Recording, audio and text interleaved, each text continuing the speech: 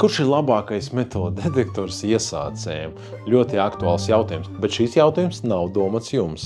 Mēs pajautāsim šoreiz mākslīgo intelektu. Čau, mākslīgais intelekts! Vai tu nevari mums palīdzēt?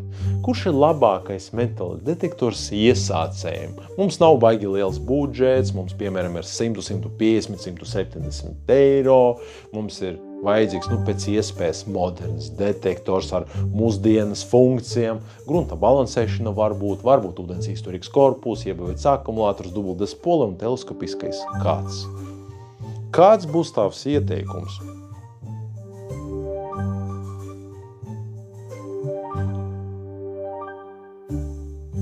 Ņemot vērā jūsu budžetu un vēlmes, es ieteiktu apsvērt Nokta Makro Simplex Plus.